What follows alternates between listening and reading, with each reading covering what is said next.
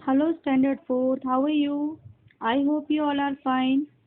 कल मैं आपको चैप्टर 8 मैंने स्टार्ट किया था एक्सप्लेन करना, और उसमें मैंने आपको एक स्टोरी जो है वो समझाई थी कि हमें किसी भी मतलब जानवर के लिए, एनिमल के लिए हार्ड नहीं रहना चाहिए, रूड नहीं रहना चाहिए।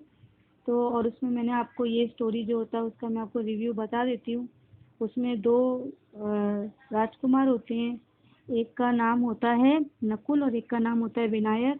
जो नकुल होते हैं वो बहुत ही दयालु होते हैं, और जो विनायक होते हैं वो थोड़े रूड होते हैं। और एक दिन वो लोग अपने गार्डन में जो होते हैं वो वॉकिंग कर रहे होते हैं, और अचानक से बर्ड्स आते हैं। तो जो विनायक है वो अपने धनुष से एक हंस को, स्वैन को तीर मार देते हैं, जिससे वो घायल होकर के गिर जाता है। फिर जो नकुल होते हैं वो बहुत तेजी से भागकर उसको अपने हाथों में उठा लेते हैं, और उसका तीर निकाल के और जो उनके आसपास जो लीव्स होते हैं उसका जूस निकाल के उसके घाव पर लगा देते हैं, जिससे कि वो जल्दी से ठीक हो जाए। उसके बाद की स्टोरी मैं आपको अब एक्सप्लेन कर रही हूँ। When Vinayak came to claim the swan, Nakul refuse to give it to him. Vinayak aggressively told him, "Give back to my bird. It belongs to me as I shoot it down with my arrow." "No, I am not going to give it to you," said Nakul. "If you had killed it, it would have been yours. But now, since it is only wounded, it belongs to me." यानी कि विनायक जब आए उसके पास और उस पर अपना अधिकार जताने लगा हंस के ऊपर, तो नकुल ने उसको देने से मना कर दिया। और विनायक बहुत ही नाराज हो गए और गुस्से में बोलने लगे कि ये जो बर्ड है इसको मैंने अपने तीर से घायल किया है, इसका शिकार मैंने किया है, तो ये बर्ड मेरा है, ये तुम मुझे दे दो। तो जो नकुल थे वो बोले कि नहीं, कि मैं ये जो बर्ड है ये घायल हो चुका है, मैं इसको तुम्हें देने वाला नहीं हूँ।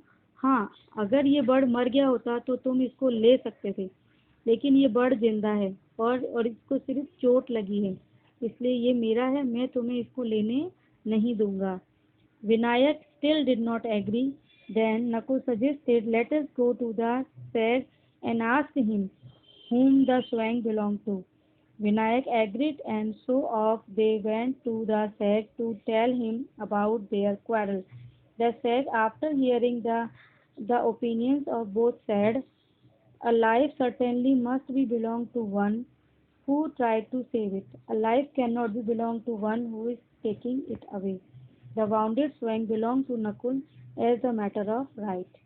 यानी कि जो विनायक थे वो अभी भी किसी भी तरीके से तैयार नहीं था। वो उस हंस के ऊपर अपना अधिकार जता रहे थे, किसी भी तरीके से वो हंस उनको मिल जाए।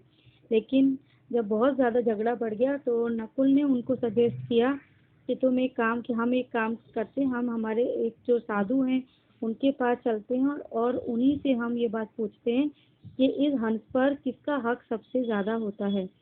तो जो विनायक है वो इस चीज़ के लिए तैयार हो गए, और दोनों मिलके उस साधु के पास गए और उसको सारा जो भी झगड़ा था, सारी मुसीबत थी, वो सब समझाने लगे। तो साधु ने दोनों की बात को बहुत ध्यान से सुना, और फिर बाद में उन्होंने पूरी कहानी सुनने के बाद ये फैसला लिया कि जिंदगी बचाने वाले का अधिकार जिंदगी लेने वाले से ज़्यादा होता है, क्योंकि एक व्यक्ति जो है वो एक किसी मासूम जीव उसका खून कर रहा है, उसको जान से मार रहा है, उसका उतना अधिकार नहीं होता जितना कि उसको नया जीवन देने वाले का अधिकार होता है। इसके लिए ये जो हंस है इस पर नकुल का ही अधिकार है, क्योंकि ये जो घायल हो चुका है, और जो नकुल है वो उसको बचाने की कोशिश कर रहा है, ना कि उसकी जान लेने की। ये स्टोरी से हमने क्या सीखा कि हमें जान देने वाला और जान बचाने वाला बनना चाहिए, ना ही किसी की जान लेने वाला। किसी भी जीव जंतु को चोट पहुंचाना या उसको डैमेज करना, उसको घायल करना, उसको दुख देना और बिल्कुल भी अच्छी बात नहीं होती है। हमें हमेशा जो अपने आसपास जितने भी एनिमल्स हैं, जो भी हैं, को सभी जीव जंतुओं की रक्षा करनी चाहिए, उनको प्रोटेक्ट करना चाहिए, ना कि उनको मारना चाहिए या उनको चोट पहुंचानी चाहिए। मैंने देखा है सड़क पे बहुत सारे जो बच्चे होते हैं, वो गाय है या डॉग है या बिल्ली है, सभी जानवरों की पूंछ खींच देते हैं, उनको स्टोन मारते हैं, उनकी आंखों में धूल झोंक देते हैं। बहुत ही गलत बात है।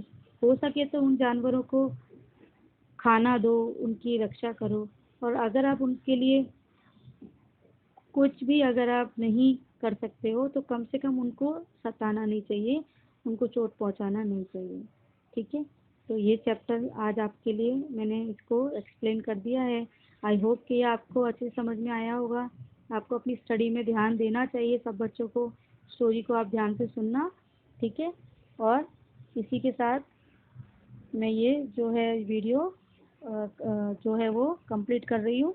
All the best, good bye.